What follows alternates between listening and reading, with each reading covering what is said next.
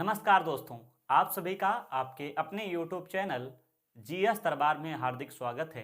मेरा नाम है आशीष। दोस्तों, हम लोग इतिहास पढ़ रहे हैं और इतिहास में पिछले वीडियो में हम लोगों ने रणजीत सिंह के बारे में पढ़ा था और उनकी कह सकते हो प्रशासनिक व्यवस्थाओं के बारे में जाना था। इस वीडियो के माध्यम से रणजीत सिंह के बाद जितने उनके उत्तराधिकारी रहे और उसके बाद में प्रथम आंग्ल जो है सिख युद्ध के बारे में चर्चा करेंगे। तो आप सब वीडियो के लास्ट तक जुड़े रहिएगा। आइए जानते हैं रणजीत सिंह के उत्तराधिकारी के बारे में। तो देखो, सबसे पहले अगर हम रणजीत सिंह के पूरे खानदान की बात करें तो सबसे पहले बुद्ध सिंह थे, बुद्ध सिंह। उसके बाद में नोद सिंह हुए, नोद सिंह के बाद में चड़क सिंह हुए, जो कह सकते हो मुख्य संस्थापक माने जाते हैं शुक्रचकिया मिस्ल के। संस्थापक हम कह देते हैं, संस्थापक। ये शुक्रचकिया मिस्ल के संस्थापक थे। फिर इनका पुत्र हुआ महासिंह। महासिंह के बाद में कह सकते हो रणजीत सिंह,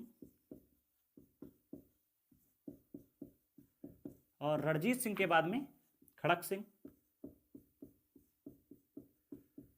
खड़क सिंह के बाद में नौनिहाल सिंह।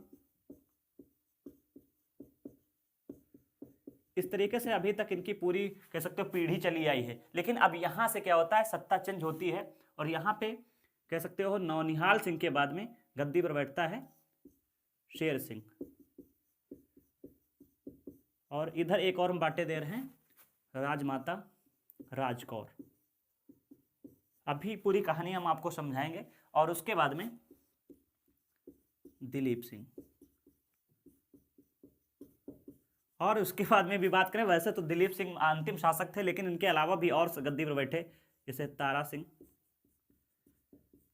इसके बाद में कश्मीरा सिंह। और कौन बैठा, मुल्तान सिंह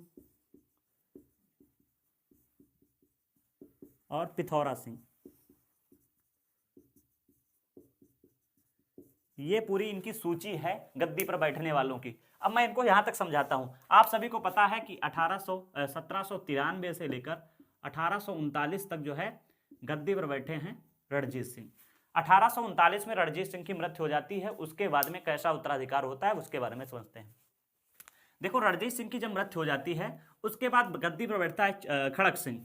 और खड़क सिंह थोड़े ही दिन गद्दी पर बैठ पाता है, क्योंकि खड़क सिंह जो है एक कह सकते हो नसीड़ी प्रवृत्ति का जो है शासक था और ज्यादा दिन तक बैठ नहीं पाता है। और लगभग में जून से सितंबर, कहने का तात्पर्य है 3 से 4 महीने ही बैठ पाता है। और इसको जो है वहां की जो खालसा सेना थी उसने जो है जेल में इसको डाल दिया और इसके पुत्र नौनिहाल सिंह को गद्दी पर बैठा दिया। अब क्या होता है, खड़क सिंह को जेल में डाल दिया जाता है और खड़क सिंह की वहीं पे मृत्यु हो जाती है। अब नौनिहाल सिंह गद्दी पर बैठता है और नौनिहाल सिंह एक योग्य शासक था। नौनिहाल सिंह के सामने एक समस्या थी ये कि जिस प्रकार से आपने जाना था कि मुगल वंश में अलग अलग दल आ गए थे, तुरानी, ईरानी, अफगानी। इसी प्रकार से इसके सामने भी कुछ सामना करना पड़ा था। एक आप नाम समझ लें, डोगरा बंधु। डोगरा बंधुओं का इनको सामना करना पड़ा था। कौन कौन से, तो एक आपने नाम सुना होगा, गुलाब सिंह, गुलाब सिंह, ध्यान सिंह, ध्यान सिंह। इसके बाद में कह सकते हो सच्चा सिंह। ये इनको जो है इनके सामने जो है बहुत ज्यादा समस्याएं थी नौनिहाल सिंह, क्योंकि वहां पे पूरा वर्चस्व से ज्यादातर किसी बहुकाल किसका था, डोगरा बंधुओं का था, गुलाब सिंह, ध्यान सिंह और सुच्चा सिंह का था। इसलिए क्या होता है, थोड़े ही दिन बाद एक हादसे में जो है नौनिहाल सिंह की मृत्यु हो जाती है। उसके बाद में अब समस्या आ जाती है कि गद्दी पर कौन बैठे, क्योंकि जो है जो डोगरा बंधु थे ये जो है समर्थक थे शेर सिंह के, और गद्दी पर बैठ जाती हैं राजमाता कौर या राजकौर कह सकते हो। तो ये कब से कब तक बैठी, 1839 से 1840 तक। लेकिन थोड़ा ही दिन बाद क्या होता है, गद्दी पर बैठ जाता है शेर सिंह। कब से कब तक, 1840 से 1843 तक गद्दी पर बैठता है। लेकिन फिर क्या होता है, एक नाम आप याद रखें, अजीत सिंह। अजीत सिंह, अजीत सिंह जो है उसने क्या किया, जो ध्यान सिंह था उसकी हत्या कर दी और इसके साथ ही शेर सिंह की भी हत्या कर दी। और पूरी बागडोर आ गई राजकौर के पास कह सकते हो। और उसके बाद में फिर जो खालसा सेना थी उसने जो है शासक बनाया दिलीप सिंह को। अब दिलीप सिंह गद्दी पर बैठ गए हैं। कब से कब तक बैठे? 1843 से 1849 तक ये गद्दी पर बैठे। इसके अलावा जो अन्य शासक लिखे हैं, तारा सिंह, कश्मीरा सिंह, इसके अलावा मुल्तान सिंह या पिथौर सिंह, ये भी गद्दी पर बैठे। कह सकते हो 1843 से 49 तक कुल 4 शासक गद्दी पर बैठे थे। और अगर वजीर की बात करें तो लगभग 6 वजीर बदले थे। इस तरीके से था। तो ये बैकग्राउंड इसलिए जानना जरूरी है। क्यों जानना जरूरी है? क्योंकि अभी कहानी में पूरी कहानी आएगी आगे। समझो, एक चीज और समझाते हैं। जब दिलीप सिंह की माता का नाम पूछ लिया तो दिलीप सिंह की माता का नाम था चांद कौर। और या फिर इनको जो है कह सकते हो जिंदा कौर कह सकते हैं, जिंदा बेगम। और जिंदा बेगम की एक प्रेमी था, क्या उसका नाम क्या था? लाल सिंह। ये इसका प्रेमी था। अब क्या होता है, जब दिलीप सिंह गद्दी पर बैठता है तो जिंदा जो बेगम थी इनको जो है संरक्षिका घोषित कर दिया जाता है। और इसके अलावा जो लाल सिंह था इसको जो है वजीर घोषित कर दिया जाता है। और इस तरीके से अब गद्दी पे पूरा समझो वर्चस्व जो है जिंदा बेगम या चांद कौर का है और इधर लाल सिंह का है। ये तरीका, ये है पूरी अभी तक कहानी आपको समझने के लिए। क्योंकि अभी जब आप प्रथम आंग्ल सिख युद्ध पढ़ेंगे वहां पे इनका एक बार कह सकते हो जिक्र आएगा, जिंदा बेगम या संरक्षिका का, और लाल सिंह का, और इधर दलीप सिंह का या दिलीप सिंह का है जाते हैं, इनका पूरा आएगा। तो ये तो रहे थे उनके उत्तराधिकारी। अब जो है एक बार मैं इधर आपको नजर दौड़ा देता हूं, क्योंकि मैंने ये मानचित्र बनाया है जिसके माध्यम से आप ये समझ लें कि रणजीत सिंह की जो है कहां से कहां तक शासन व्यवस्था थी पूरी। देखिए, ये है सतलज नदी। आपने पढ़ा था कि अमृतसर की संधि हुई थी, उसको आप पहले समझ लीजिए। उसके बाद में अभी इसमें लाहौर की संधि होगी, भैरोवाल की संधि होगी, उसको आप समझेंगे। देखो, ये मैंने मैप बनाया है, ये यहां से आई है सतलज नदी इस तरीके से। इसके ऊपर ये रावी नदी है, चिनाब नदी है, फिर झेलम है, और इधर ये सिंधु नदी गई है। अब देखो, यहाँ पे तो कोई आपको ज्यादा ध्यान नहीं देना है। जो जो नाम जो है अभी विषय में आएंगे मैंने उनको नाम को लिखा है। यहाँ पे देखो, ये रावी नदी के आगे इधर आएंगे तो यहाँ पे मुल्तान है, यहाँ पे ये लाहौर है, ये अमृतसर है, ये गुजरात है। गुजरात में इसलिए गुजरात का मैंने नाम लिखा है, ये गुजरात, ये वाला जो भारत वाला गुजरात है वो वाला नहीं, ये दूसरा गुजरात है। और यहाँ पे एक युद्ध हुआ था 1840 में, जिसे जो तोपों का युद्ध भी कहा जाता है, इसलिए आप इसको याद रखें। गुजरात के युद्ध को तोपों का युद्ध कहा जाता है, फरवरी 1840 में हुआ था। यहाँ पे है जम्मू कश्मीर, ये है श्रीनगर। अब देखो, यहाँ पे जो है ये लाहौर, ये अमृतसर है। ये वाला क्षेत्र के ऊपर जितना क्षेत्र था, यहां से आप जितना देखेंगे ऊपर जाएंगे पेशावर तक, ये पूरा क्षेत्र था रणजीत सिंह का। और इधर दक्षिण की ओर आएंगे तो यहाँ पे लोग अंग्रेज हैं, यहीं पे हुई थी अमृतसर की संधि। और जो रणजीत सिंह थे उनके शासनकाल में ये जो सतलज नदी उसके पार कुछ क्षेत्र आते थे, जैसे जालंधर आता था, अलीवाला आया था, लुधियाना था, मुदकी था, ये भी क्षेत्र जो है रणजीत सिंह के क्षेत्र में थे। अब क्या होता है, थोड़े ही दिन बाद अंग्रेज लोग जो है, जैसे रणजीत सिंह की 1839 में मृत्यु होती है, अंग्रेजों ने सोच लिया कि अब तो जो है हमको पूरा पंजाब जीतना है। क्योंकि आप सभी को पता है कि पंजाब जो है एक उपजाऊ क्षेत्र रहा है, कह सकते हो इसमें कृषि बहुत होती है। और आप सभी को पता है पंजाब में जितनी व्यवस्था चलती थी, जितना भू राजस्व आता था वो कृषि से आता था। आज भी जो है पंजाब बहुत उपजाऊ क्षेत्र है। तो अंग्रेजों की नजर पूरी थी कि जैसे ही रणजीत सिंह की जो मृत्यु होगी हम लोग पूरा कब्जा कर लेंगे, किस पे? पंजाब वाले क्षेत्र में। अब जैसे ही इनकी मृत्यु होती है 1839 में, अंग्रेज ताक लगाए हुए हैं और वो जो है युद्ध करने के लिए तैयार है। ये व्यवस्था क्या है देखो, आप समझिए। अभी तक बस इतना आपने समझा है, बस इसमें ये याद रखना है कि इस समय दिलीप सिंह गद्दी पर बैठे हैं, और साथ ही साथ दिलीप सिंह गद्दी बैठे होने के साथ साथ संरक्षिका इनकी जिंदा बेगम या चांद कौर हैं, और साथ ही साथ जो वजीर है वो कौन है? तो हम बताएंगे लाल सिंह है। और अगर आप याद रखें तो एक चीज और याद रखें, मैं यहाँ पे लिख देता हूँ, यहाँ पे एक जगह पे यहाँ पे लिख देता हूँ। संरक्षिका राजा कौन है? शासक हैं दिलीप सिंह, और शासक के बाद में अगर हम बात करें वजीर है लाल सिंह, संरक्षिका जिंदा बेगम, और अगर सेनापति भी पूछ लिया जाए तो हम क्या बता देंगे? तेजा सिंह। याद रखना, क्योंकि प्रथम जो युद्ध होगा उसमें क्या होगा ये सभी जितने हैं ये यहाँ पे कह सकते हो अंग्रेजों से मिल जाते हैं, जिसके चलते जितने पंजाबी थे, जितनी खालसा सेना थी वो हार जाती है। क्या था युद्ध, उसके बारे में आज चर्चा करते हैं। तो आप सब हेडिंग डाल लें, प्रथम आंग्ल सिख युद्ध। कब से कब तक चला? अगर बात करें तो 1845 से 1846 के मध्य में जो है प्रथम आंग्ल सिख युद्ध हुआ। 1 मिनट मैं इसमें इंक डाल लेता हूं, 1 मिनट का आप टाइम दें।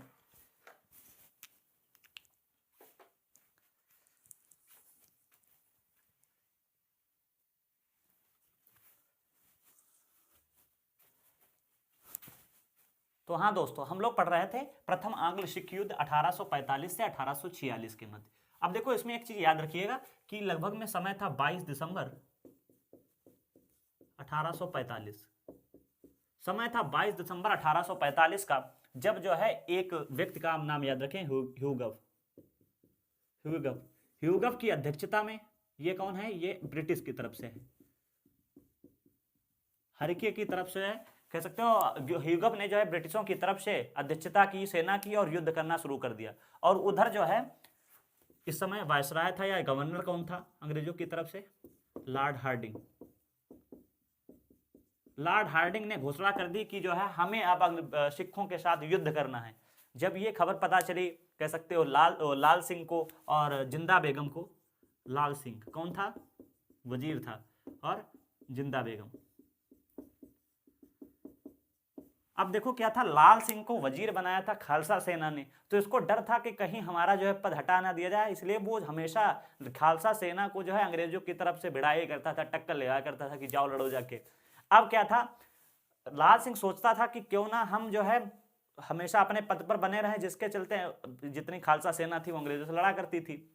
अब क्या होता है, जैसे लाल सिंह को पता चला कि ब्रिटिशों ने जो है या फिर हार्डिंग ने जो है हम पे कह दिया कि आक्रमण करिए, हार्डिंग ने तुरंत ही, कह सकते हो सॉरी, लाल सिंह ने तुरंत ही लेटर लिखा और उसमें लिखा कि हम और जिंदा बेगम आपके सामने बिल्कुल मित्र के अनुसार काम करेंगे, बस आप जो है आप कहें तो मैं 2 दिन के लिए अपनी सेना रोक दूं। इस तरीके से ये कहा था लाल सिंह ने। ये जो है एक स्टेटमेंट है, उसमें पता चलता है कि लाल सिंह ने जो है हार्डिंग को ये सूचना पहुंचाई थी। इसके अलावा फिर क्या होता है, युद्ध होते हैं, इसमें 4 प्रमुख युद्ध होते हैं। कौन कौन से? तो एक मुदकी का युद्ध, मुदकी का युद्ध पूछा जाएगा। प्रथम आंग्ल सिख युद्ध में कौन सा युद्ध नहीं हुआ था या हुआ था? तो एक मुदकी का युद्ध हुआ, एक आलीवाल का युद्ध, एक भद्दोवाल का युद्ध। आप सब देख रहे होंगे ये वाले क्षेत्र सब यहीं पे पड़ रहे हैं, क्योंकि अभी पहले यहाँ पे युद्ध होगा, फिर इसको जो सतलज नदी है उसको पार करके फिर इधर अपना पूरा वर्चस्व जमाएंगे। तो मुदकी का युद्ध, आलीवाल का युद्ध, भद्दोवाल का युद्ध और फिरोज शाह का युद्ध, फिरोज शाह का युद्ध। इस तरीके से ये 4 युद्ध होते हैं। इसमें कोई कह सकते हो ज्यादा नतीजा नहीं निकलता है। उसके बाद में एक जो निर्णायक युद्ध होता है, निर्णायक युद्ध कब होता है? तो 10 फरवरी 1846 को होता है एक युद्ध, साबराव का युद्ध, साबराव का युद्ध। और इसमें जो है कह सकते हो तेजा सिंह, अभी यहाँ पे मैं एक और नाम लिख देता हूँ, तेजा सिंह। देखो मैंने तुम्हें जो है आप सभी को पीछे कहानी एक समझाई थी कि ये लाल सिंह कौन है, तेजा सिंह कौन है, जिंदा बेगम सिंह है, इसलिए मैंने समझाया था वहां पे। अब देखो क्या है, लाल सिंह, जिंदा बेगम और तेजा सिंह की कह सकते हो ये तो बिल्कुल लड़े ही नहीं सिखों की तरफ से, जिसके चलते साबराव के युद्ध में क्या होता है, जो खालसा सेना थी वो हार गई थी। और इसके चलते फिर एक संधि होती है, क्योंकि गद्दी पर तो यही लोग बैठे हैं, तो एक संधि हुई, लाहौर की संधि। लाहौर की संधि कब हुई? तो 9 मार्च 1846। 9 मार्च 1846 को जो है साबराव के युद्ध के बाद जो है एक संधि होती है, लाहौर की संधि। इसमें अंग्रेजों ने क्या क्या अपने बयान रखे, क्या क्या अपनी संधि रखी, वो समझिए। मैं कुछ संधि लिखे देता हूं। तो एक तो यही था, इन्होंने एक जुर्माना लगाया, अंग्रेजों ने जुर्माना लगाया लाहौर दरबार पे, क्योंकि लाहौर ये वाला क्षेत्र है, यहाँ पे ये तो था रणजीत सिंह के शासनकाल में, तो यहाँ पे जो दरबार लगता था उस पर एक जुर्माना लगा 1.5 करोड़ का।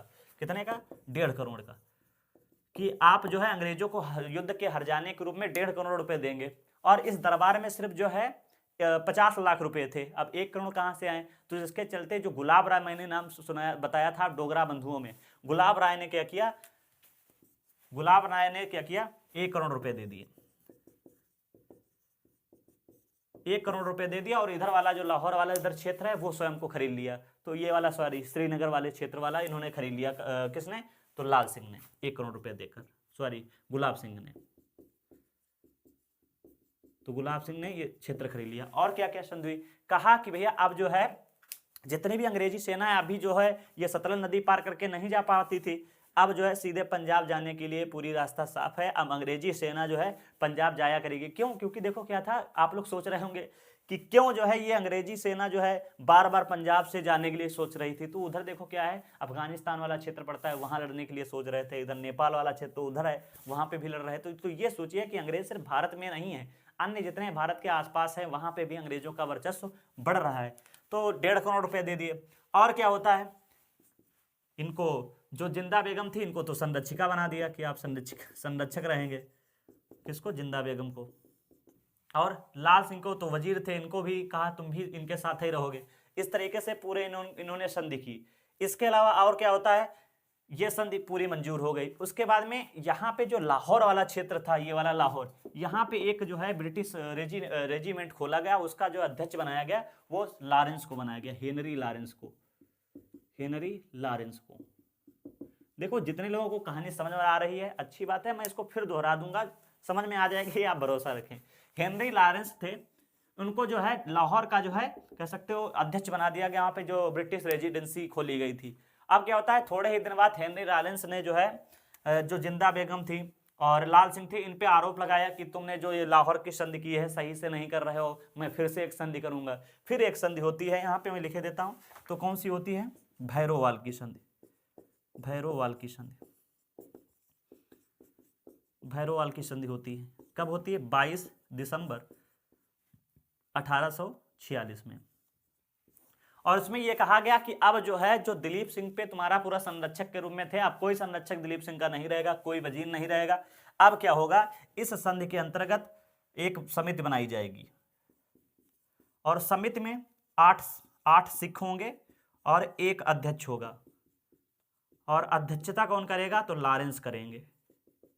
और इसके अलावा जो जिंदा बेगम थी उनको कह सकते हो पेंशनर बना दिया कि तुम पेंशन लिया करोगी और कहाँ रहोगी? बनारस में रहोगी। अब तुमको दिलीप सिंह के पास रहने की आवश्यकता नहीं है। और बाकी दिलीप सिंह की पढ़ाई रही, क्योंकि दिलीप सिंह आप सबको पता है वयस्क थे, अल्पवयस्क थे, जिसके चलते कहा कि रही बात दिलीप सिंह की पढ़ाई की तो उसका मैं अपना जो है संभालूंगा उनकी पढ़ाई लिखाई का खर्च, लेकिन अब आपको जो है दिलीप सिंह से कोई मतलब नहीं, आप पेंशन लीजिए और कहाँ रहिए? बनारस में रहिए। इस प्रकार से ये प्रथम आंग्ल सिख युद्ध समाप्त हो जाता है। मैं इसको फिर दोहरा देता हूं, कहानी आप समझें।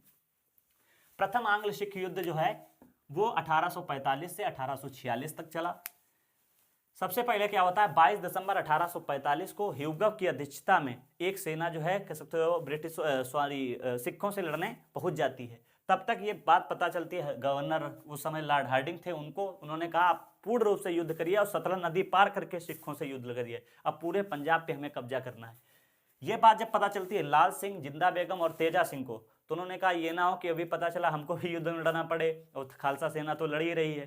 तो इसके चलते लाल सिंह ने एक सूचना पहुंचाई हार्डिंग के पास कि मैं जो है बताओ, हम लोगों को आप मित्र अपना समझे, मित्र तो व्यवहार करें, बताओ तो मैं अपनी सेना 2 दिन रोक दूं, इसमें क्या हो। इसके अलावा फिर क्या होता है, इसमें 4 प्रमुख युद्ध होते हैं, मुदकी का युद्ध, अलीवाल का युद्ध, बद्दोवाल का युद्ध और फिरोज शाह का युद्ध। ये जो है कह सकते हो अनिर्णायक रहते हैं, इसमें कुछ जो है निर्णय नहीं निकलता है। उसके बाद में फिर एक युद्ध होता है निर्णायक युद्ध, जो 10 फरवरी 1846 को होता है, शाबराव का युद्ध। इसमें जो है सिख हार जाते हैं। क्यों? क्योंकि इन लोगों ने कह सकते हो अपने राज्य के साथ गद्दारी की थी, जिसके चलते फिर 10 फरवरी 1846 को शाबराव का युद्ध होता है। और इसमें जब सिख हार जाते हैं तो फिर एक संधि होती है लाहौर की संधि, 9 मार्च 1846 को। और इस संधि में कहा जाता है कि आपको जो है जुर्माने के तौर पे जो लाहौर दरबार है उसको 1.5 करोड़ रुपए देने पड़ेंगे। और उसमें सिर्फ वहां पे 50 लाख ही रुपए निकले थे, 1 करोड़ रुपए गुलाब सिंह देकर श्रीनगर वाला क्षेत्र ले लिया था। और संरक्षिका उस समय जो दिलीप सिंह की थी, जिंदा बेगम या कह सकते उनकी माता चांद कौर को बना दिया गया था। और वजीर तो उनका लाल सिंह था ही, सेनापति उधर तेजा सिंह थे। अब क्या होता है, इस तरीके से अन्य कई जो है शर्तें रखी जाती हैं कि लाहौर में अब सेना रहेगी, साथ ही साथ यहाँ से जो पंजाब वाला क्षेत्र है यहाँ से अब जाने का मौका दिया जाएगा, तो उत्तर की ओर काबुल वगैरह अफगानिस्तान को हम जा सकेंगे। इसके अलावा फिर क्या होता है, थोड़े ही दिन बाद जो ये जो वहाँ पे हेनरी लॉरेंस था जो लाहौर में उस समय रह रहा था, उसने जो है आरोप लगाया किस पे, तो जिंदा कौर लाल सिंह पे कि तुम लोग जो है अब संधि अच्छे तरीके से मान नहीं रहे हो और ये कुछ नहीं होगा, फिर नई संधि होगी।